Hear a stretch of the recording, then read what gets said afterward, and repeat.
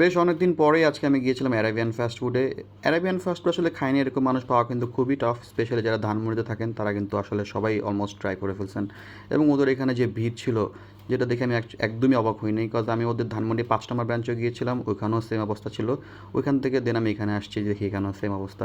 তো যাই হোক, অনেকক্ষণ ওয়েট করার পরে আমি ওদের থেকে অর্ডার করেছিলাম ওদের এই ড্যানিশ চিকেন এবং এই শর্মা, যেটা ওদের এখানকার ফেমাস।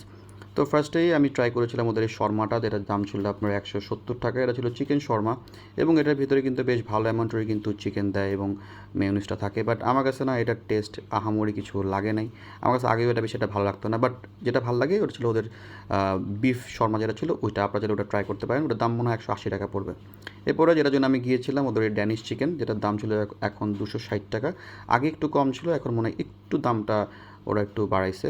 এবং এটার টেস্টের কথা যদি বলি, এটার টেস্ট অসাধারণ, যেটা সবাই মোটামুটি কম বেশি জানে। কিন্তু মাঝে মাঝে না যেটা হয় কি, এদের এই চিকেনের মধ্যে না মাঝে মাঝে আমি একটু লবণ কম পাই। আমি এর আগে অনেকবার ট্রাই করেছিলাম, এটার মধ্যে একটু লবণ কম ছিল। বাট থ্যাঙ্কফুলি এবার আমি যেটা ট্রাই করেছি এটা পুরোই পারফেক্ট ছিল। খুবই জুসি ছিল এবং খুবই মজার ছিল। সাথে ওদের এই ফ্রেঞ্চ ফ্রাইটাও বেশ ভালোই ছিল।